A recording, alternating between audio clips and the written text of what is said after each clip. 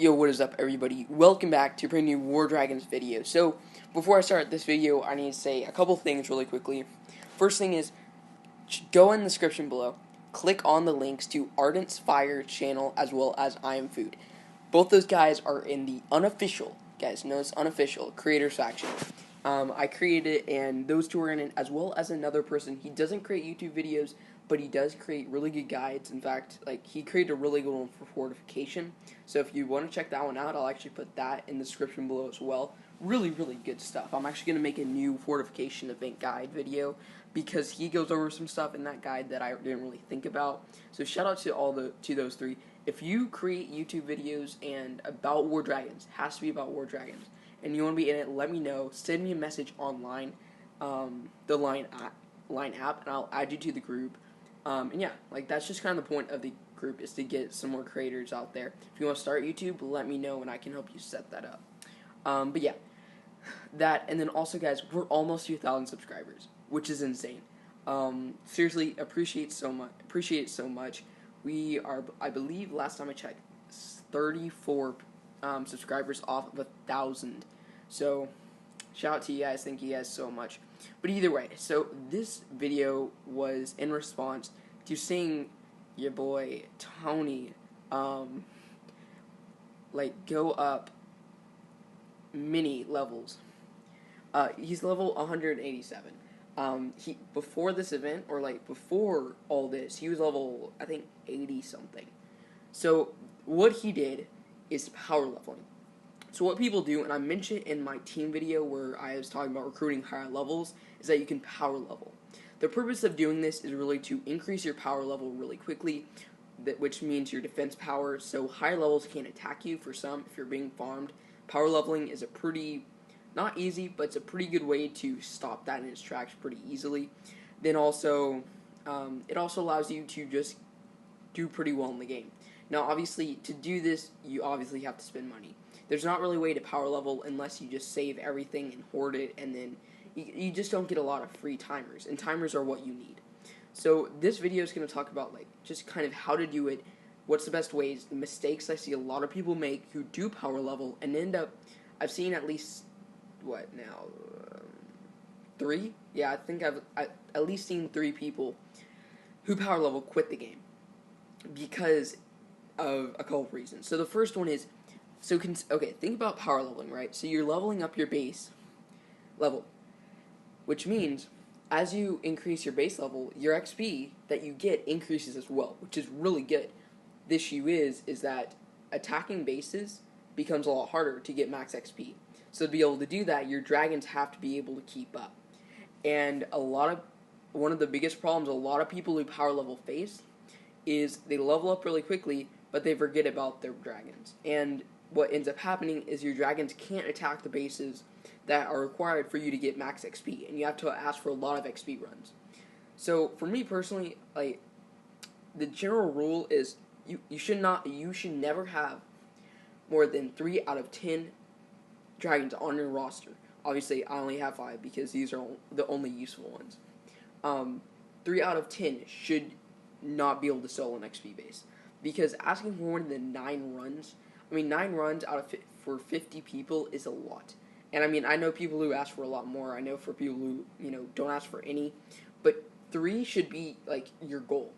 So to power level, make sure that you keep up with dragons. I know, for example, Tony, I think he said he's going to start right now getting sapphires in the next breeder. So he's level 187 with no sapphires. And obviously he's in a good position because he's getting 3 sapphire legendaries right off the bat, which props to him because he has a lot of egg tokens. But if a breeding event was not going to happen and he didn't have egg tokens, he would be screwed, because without sapphires at level 1, really you should have him at level 150. It gets really difficult to start soloing these XP bases, especially since Revelation is gone. Another thing is, guys, power leveling is a good thing, but like I said, it requires money. Tony hasn't said it, but I'm assuming he spent money with it. I know several others have spent money with it. It just requires a lot of money to do this, especially when you're power leveling up 100 plus levels. At lower levels, that can be very difficult to do. Because, for example, right now, if I was to, okay, so let's say I was to speed up this, right? This will give me a full level of XP. Every single building that I upgrade, I go up a level. And that's just because my buildings are such a high level. And that's what you get once you start hitting these higher levels. And obviously, if you're power leveling, that's what you want. You want to be able to get to a place where you can start easily leveling up. So what's the best way to power level? Simply, it's just having a short base and upgrading the same towers over and over and over again. Because if you think about it, and I've seen people do this so many times, I don't know why. Obviously, don't take into account all my level 11 fire and ice turrets. Yeah, but anyway, I've seen a lot of people build a ton of level 1 towers, and they build it up to like level 16, and then they store it, and then they put another one. The point of power leveling is to increase your power level. So if you're building buildings and then putting them right back into storage, your defense power isn't increasing, just your level. So don't do that. What you need to do is you need to upgrade the same. So let's say you just have this middle island. Upgrade this middle island as much as possible. Because if you can get it to the point where you can roughly, because it used to be every 2 towers, it would be a level. So obviously that's better than having a lot of towers that give you no XP. And sure, you might be using a little bit less speed ups if you do it that way. Technically, you could. But the thing is that if you're doing it like that, you're not increasing your defense level, which is the entire point of power leveling, is to increase your defense level or increase your dragon power. But obviously, if you're doing it to increase your dragon attack power, you're going to want to make sure that your base can keep up. It kind of goes both ways.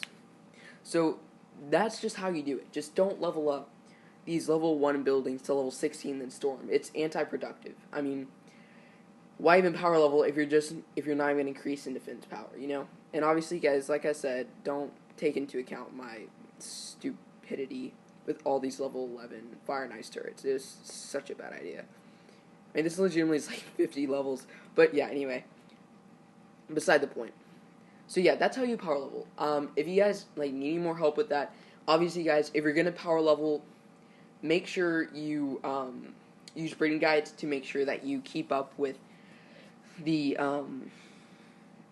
with just normal breeding. Because that's going to be your best way to do it. You know, because if you don't use a breeding guide, you waste so many egg tokens. Seriously, I did it before I hit the orange tier. I did all of these by like individually. It took like 3 weeks to get Etzel and Druid and Killis, and understand I was really active. And especially now that these are like 300,000 or more egg tokens, make sure that you are for sure using breeding guides. I use amoebas personally. Well, now I use my own, but mostly, I use my own / I use Superman's as well. So just use whatever is best for you. I would suggest using amoebas. It's pretty easy to use. Superman's are a little bit different, but honestly, it's the same end result, really. So, yeah. Either way, guys, hope you guys enjoyed the video. Check out the Ardent's Fire channel and I Am Food. Please, if they get to 50 subscribers, then I will be giving away $100 to one of their subscribers. Just put your in-game name in one of their comment sections on one of their videos. I'll go through all their videos, check. And yeah, currently there's only one person entered. So, you know, shout out to those two. Ardent's a leader. Very, very good content from both of them. Especially, and Ardent actually, since he did leader, he kind of gets some stuff that I can't really understand because I'm just not a leader. Never have been. So, definitely check it out if you're a leader, which I know a lot of people are, surprisingly. So, yeah. Either way, guys, hope you guys enjoyed the video. And yeah, I will see you guys next time. Thanks for watching, guys.